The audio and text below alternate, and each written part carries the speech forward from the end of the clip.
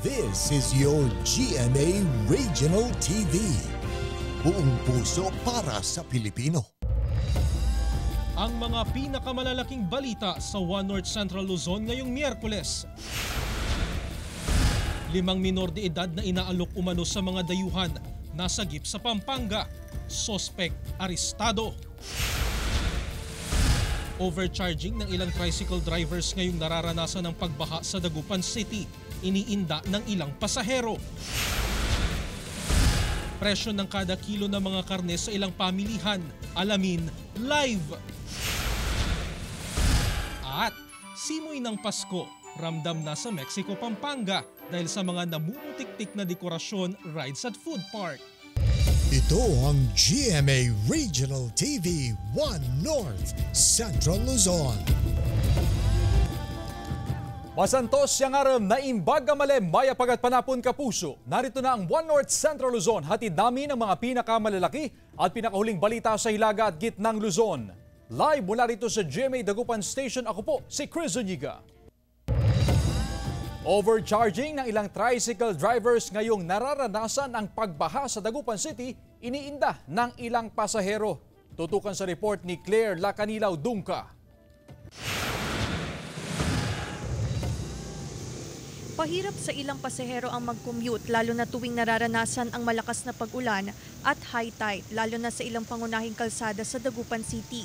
Idagdag pa sa kalbaryo ng commuters ang ilang tricycle driver na sinasamantalang pagbaha sa mga lansangan dulot ng high tide para maningil ng sobra kaysa sa minimum fare na 10 pesos. Ang 52 anyos na si Marilyn Cayago, wala raw magawa kundi pumayag sa mataas na singil lalo na kung nagmamadali. Minsan kasi meron yung sobrang maningil kahit kasama mo na yung senior.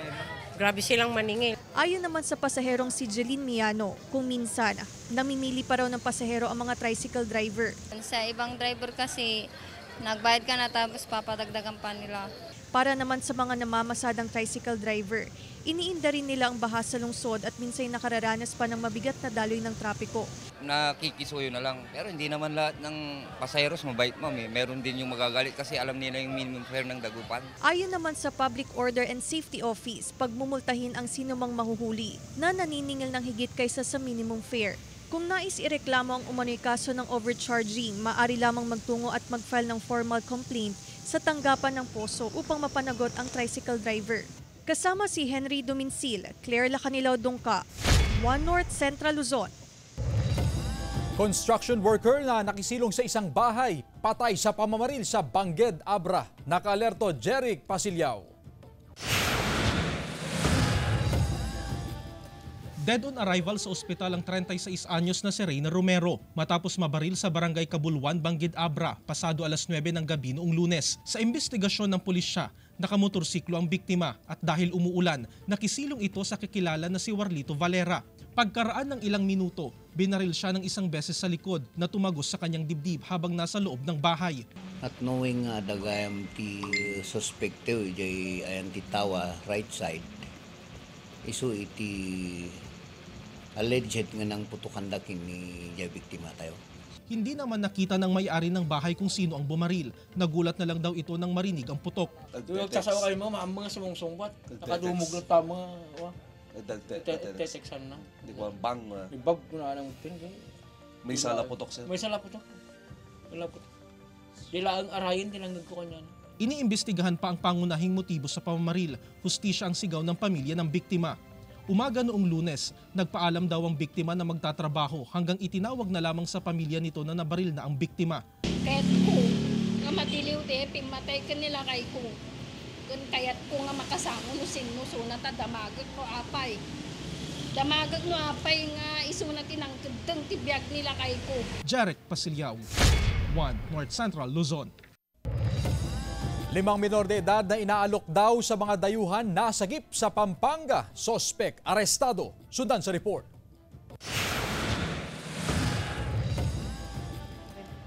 Pagkatanggap ng mark money, pinasok na ng mga tauhan ng NBI Counterintelligence Division ang resort na ito sa Angeles, Pampanga. Ibinaba sa lamesang 18,000 pesos na mark money na tinanggap ng primary target. May karapatan daw na himig o magsawalang ibo. Nasagip ng NBI ang 5 minor de edad na 15 at 17 taong gulang. Umiikot daw sa bar sa Angeles ang sospek at parang panindang iniaalok sa mga dayuhan ng kanyang mga hawak na minor de edad. Hindi po siya nag-i-engage pag hindi foreigner yung parokyano. Nag-offer po siya ng sexual services mula sa mga minor na kanyang mga alaga. Meron na po silang mga resort at mga motel na sadyang pinagdadalhan ng mga biktima at hinahatid po nila ito door to door. Ayon sa NBI, 2 taon na raw nag-ooperate ang sospek sa Pampanga at gumagamit ng social media para makipag-usap sa kanilang mga parokyano. Significant po yung trabaho na ito dahil ang direktiba po sa amin ng aming director, si NBI Director Jimmy Santiago, at pinaka-latest na pronouncement ng ating Pangulo ay paigtingin daw po natin ang ating laban against child exploitation.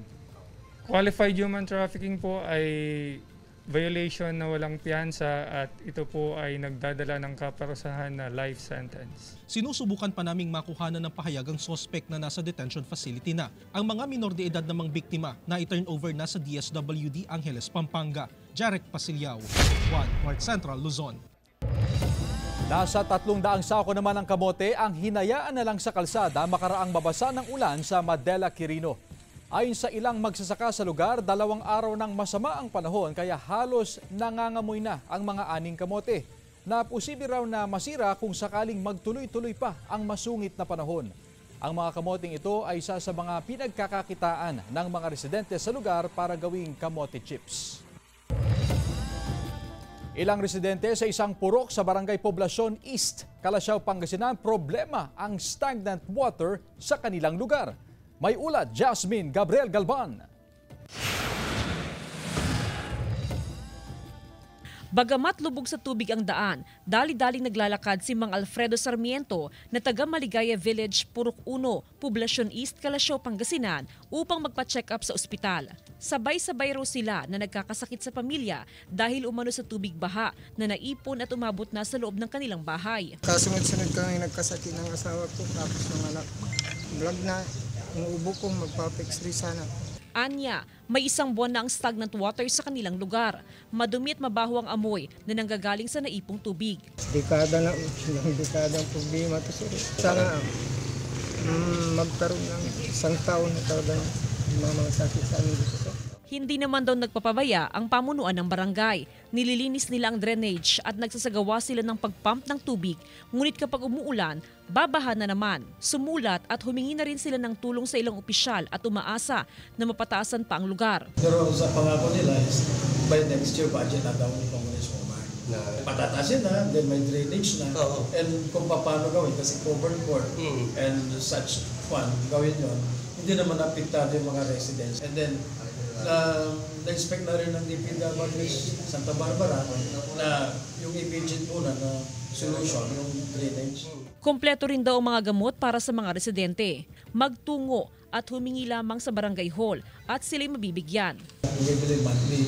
So yun ay basta pumunta dito, may bisita dito sa Kwan, ating RHU na wala daw sila. Kung wala man kami, cash na. Kasama si Ron Alistair Taniedo, Jasmine Gabriel Galban, 1 North Central Luzon. Iba't ibang serbisyo medikal inilapit sa mga senior citizens sa Mangaldan, Pangasinan. Silipin sa report ni CJ Turida.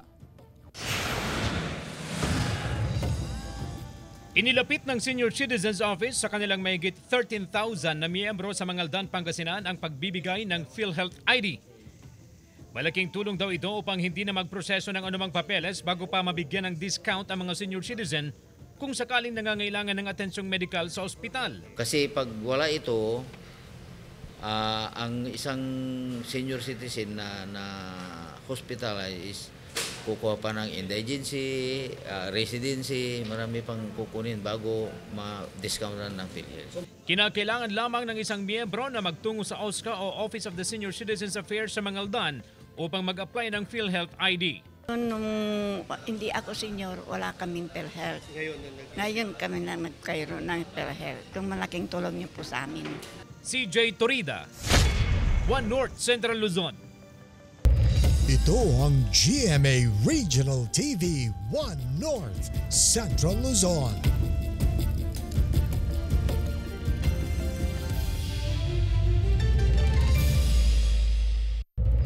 Ito ang GMA Regional TV 1 North Central Luzon. Sugatan ang 8 katao sa banggaan ng 12-wheeler at pampasaherong bus habang nadamay ang isa pang truck na nakaparada sa kabaan ng Barangay Palatao, Nagilian, Isabela. Nangyari ang aksidente alas 4 ng madaling araw nitong Lunes, September 16. Sugatan ang driver ng bus at 6 nitong pasahero, maging ang driver ng 12-wheeler na agad namang dinala sa pagamutan. Sa inisyal na investigasyon, parehong binabaybay ng bus at 12-wheeler ang hilagang direksyon.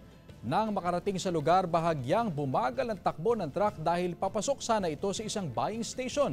Subalit nasalpok ang kaliwang bahagi nito ng sumusunod na bus.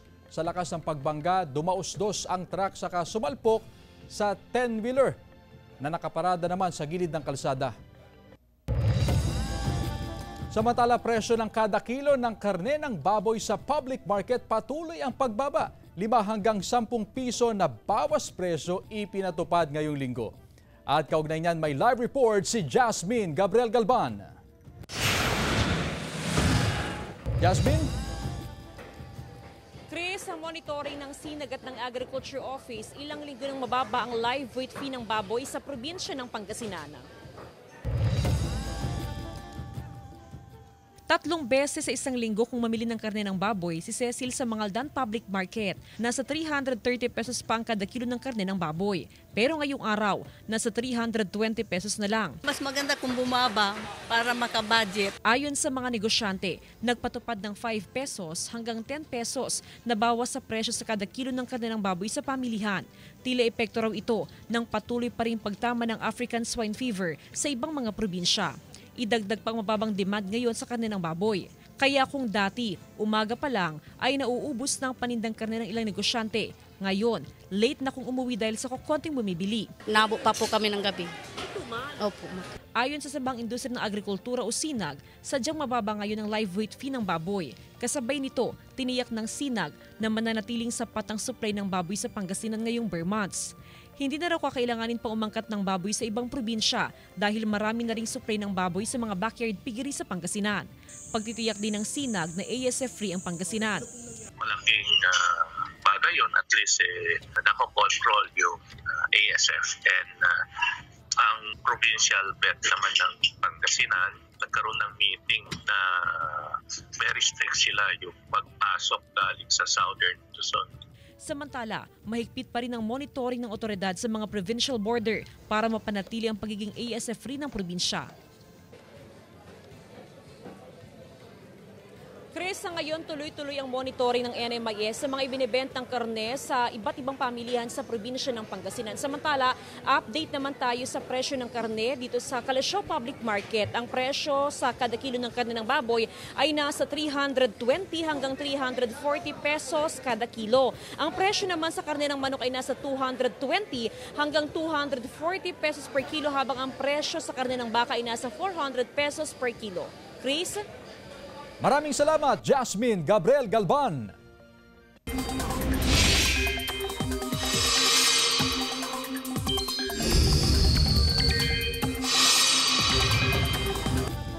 Mga kapuso, nakalabas na ng Philippine Area of Responsibility ang Bagyong Hener kagabi at malapit na ring lumabas ng PAR ang Bagyong Helen. Huling namataan ng bagyo sa layong 1,060 kilometers east-northeast ng extreme northern Luzon. Kumikilos ito pa northwest sa bilis na 25 kilometers per hour. Ayon sa Pag-asa, inaasahan nasa labas na ng PAR ang bagyo ngayong araw. Pinalakas ng dating Bagyong Hener at Bagyong Helen naman ang habagat, kaya uulanin pa rin ang ilang bahagi ng bansa.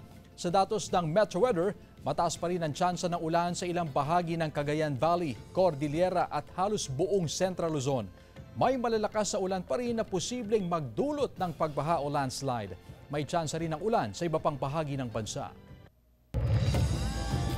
Klase sa lahat ng antas sa Mangaldan, Pangasinan, suspendido ngayong araw. Narito ang report.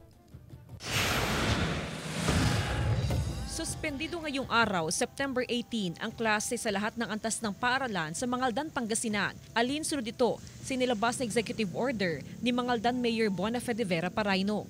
Sinasaalang-alang pa rin po natin yung kaligtasan at siyempre yung kalusugan po ng mga estudyante po ng Mangaldan. Nakabubuti umano para sa mga estudyante ang maagang abiso na ginagawa ng lokal na pamahalaan. 2 apo ni Mang Nards na nag-aaral sa elementarya. Mas ligtas daw para sa kanyang mga apo na manatili sa bahay kung masama ang panahon. Mas maganda kasi para hindi na yung mga bata kawawa. Kasi pag tag-ulan na, yung mga wala pang sundo. Bagamat panakanak ang pag-ambon, ang nararanasan sa ilang bahagi ng Mangaldan, nakakaranas pa rin ng pagbaha sa ilang kabahayan, gaya ng bahay na ito sa Barangay Pugo. Yung nakikita kasi namin mga areas, ma'am, may mga improvement kasi doon sa mga barangay. So may mga part na nakakaroon ng pader. So yung tubig sana na lalabas ay hindi na nakakalabas doon sa mga areas nila, kaya yung rainwater talagang stagnant talaga, ma'am. Sa ngayon, mahigpit pa rin ang monitoring ng MDRRMO sa antas ng tubig sa Angalacan River. Wala naman umanong dapat ikabahala ang mga residente, lalo ng mga nakatira malapit sa ilog dahil nasa below normal level pa ito sa ngayon. Kasama si Jing Dakanay, Jasmine Gabriel Galban, One North Central Luzon. Sa ibang balita, pagbiyahe ng mga basura sa Capas, Tarlac, araw-araw nang isinasagawa dahil sa pagtaas ng volume ng basura sa Mangaldan, Pangasinan. Tutukan sa report. Mula sa mahigit 400 tons ng basura na nakokolekta kada buwan sa sentro ng Kalakalan at 6 na barangay sa Mangaldan, Pangasinan, umakyat ito sa mahigit 500 tons noong buwan ng Agosto na mas mataas ng 16% sa mga nakalipas na buwan. Bunsod dito, araw-araw na ang garbage hauling o ang pagbiyahe ng mga basura sa Capas, Tarlac.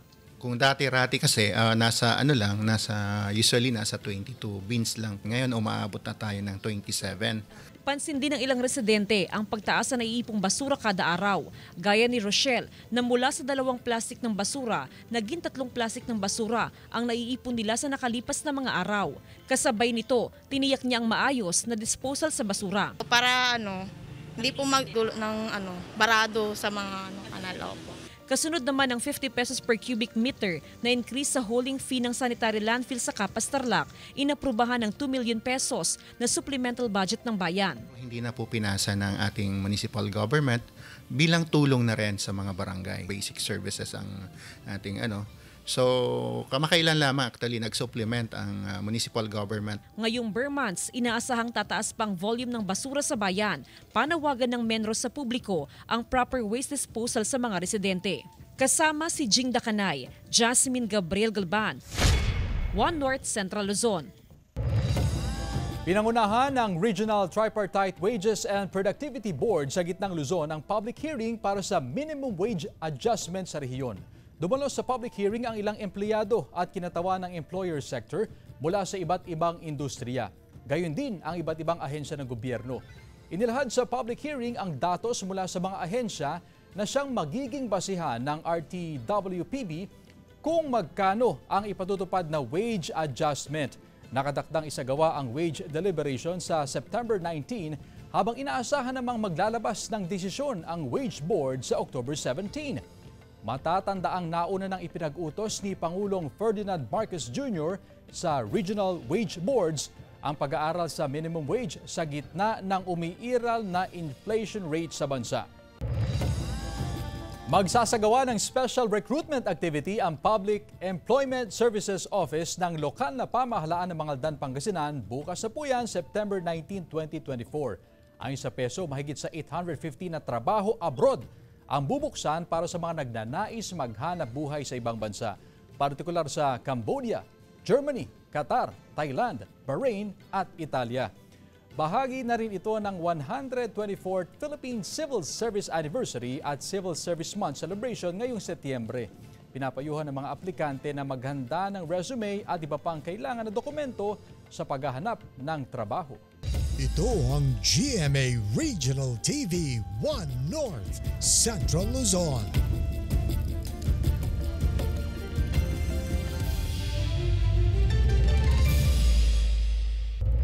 Ito ang GMA Regional TV 1 North Central Luzon. Sunog sumiklab sa isang oil refinery sa Greece. Yan at iba pang globalita sa report. Sumiklab ang sunog sa pangalawang pinakamalaking oil refinery sa Greece. Napilitan ng mga manggagawa ng establishmento na lumikas. Nabalot din ng makapal na usok ang kalangitan. Sa video, naglalagablab na apoy ang inapula ng mga bumbero sa oil refinery. Bukod sa fire trucks, 3 helicopters din ang tumulong upang mapabilis ang pag-apula sa sunog. Wala namang nasaktan sa sunog ayon sa isang opisyal ng oil refinery. Sa Georgia, inaprubahan ng mga mambabatas sa huling pagbasa ang isang batas na magpapatupad sa paghihigpit sa mga karapatan ng LGBT community. Sa botong 84 na pabor at walang tutol, naaprubahan ang panukalang batas na nagbibigay ng legal na batayan upang ipagbawal ang mga pride event at pagpapakita ng pride flag sa publiko.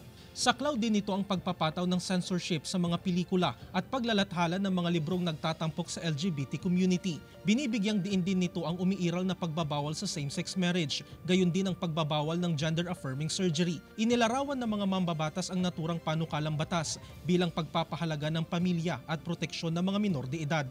Jarek Pasilyao, 1 North Central Luzon.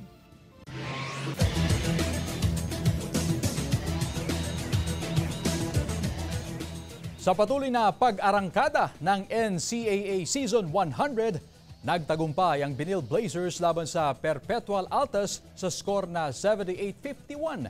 Pinangunahan ni Justin Sanchez ang Blazers na may 13 points, 8 rebounds at 1 steal na nagbigay daan upang makuha nila ang kanilang ika-4 na sunod na panalo. Samantala, kapanapanabik din ang sagupaan sa pagitan ng JRU Heavy Bombers at San Sebastian Golden Stags. Abangan ang maaksyong sagupaan sa Biyernes sa pagitan ng Arellano Chiefs at LTU Pirates. 12 p.m. yan sa Heart of Asia. At 2:30 p.m. naman ang bakbakan sa hardcourt ng Letran Knights laban sa Mapua Cardinals. 21 anyos na college students sa Dagupan City rumaraket sa paggawa at pagbebenta ng flower bouquet na gawa sa ribbon. Tunghayan sa report. Kung nais mo magregalo ngayong Burr Months, isama na sa iyong gift ideas ang flower bouquet na gawa sa ribbon. Ang paggawa ng ribbon flower bouquet ang nakahiligang gawin ni Mary Patrice Moyano mula AB Fernandez East, Barangay Pantal, Dagupan City. Ang kanyang hobby turned into business ay nakatulong daw sa kanya para masustentuhan ang kanyang pang-araw-araw na panggastos sa paaralan, kundi nakatulong din ito sa kanyang mental health. Natututo po akong i-balance yung oras sa pag-aaral and pangninegosyo. Sa paggawa ng ribbon flower bouquet, gupitin lang ang ribbon gamit ang anumang ID bilang panukat. Isa-isang tupiin at lagyan ng glue hanggang sa maghugis petal ang ribbon. Gamit ang stick, isa-isang idikit ang petals na gawa sa ribbon hanggang sa makagawa ng rose. Ulitin lang ang proseso hanggang sa makagawa ng ilang rosas at maaring disenyohan at gawing flower bouquet. Mayroong rose, tulips, at sunflower bouquet. Depende sa nais mong bulaklak. Bukod sa pangmatagalan, abot kaya raw ito. Practice lang po ng practice and syempre po mag-pray po tayo lagi para po mag-improve po yung mga gawa natin. Para kay Mary, ang buhay ay kailangan lang lakipan ng tiyaga, pagkamalikhain at diskarte. Kasama si Henry Duminsil, Claire Lacanilaw Dongka, 1 North Central Luzon. Samantala, inilunsad ng Subic Bay Metropolitan Authority ang isang jeepney-style electronic PUV noong Lunes, September 16. 2 electric PUVs ang iikot sa mga kalsada ng Subic Bay Freeport para sa test run na magtatagal ng 2 linggo. Iikot ang dekuryenteng pampublikong sasakyan sa paligid ng Central Business District. Sa pakikipagtulungan ng Basic Energy Corporation, ang kumpanya sa likod ng Green Energy e-Transport Program. Layo ng proyekto na makamit ang mas accessible, abot-kaya, sustainable at energy-efficient na transportasyon para sa mga residente, empleyado, turista at sa lahat ng iba pang stakeholder ng Freeport. Rides, food park at iba pang disenyong pamasko tampok sa bagong Christmas theme park sa Mexico, Pampanga. Silipin sa report.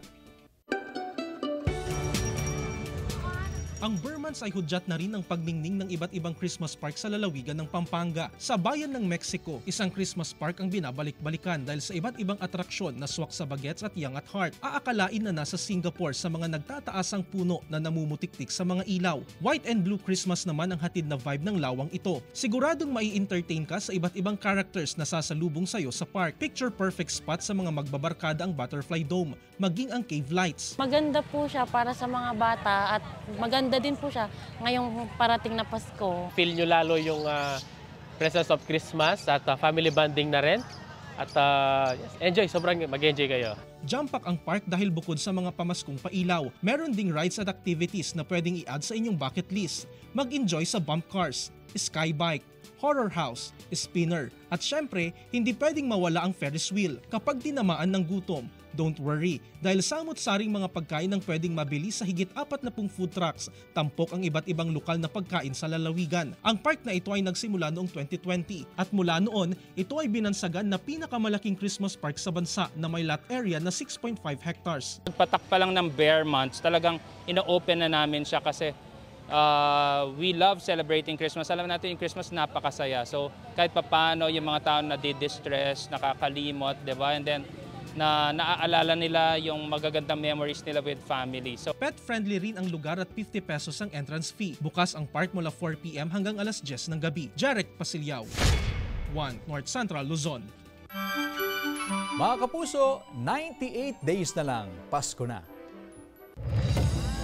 Samantala, mapapanood niyo po ang episode na ito at iba pang pinakauling lokal na balita sa official website ng GMA Regional TV, www.gmaregionaltv.com.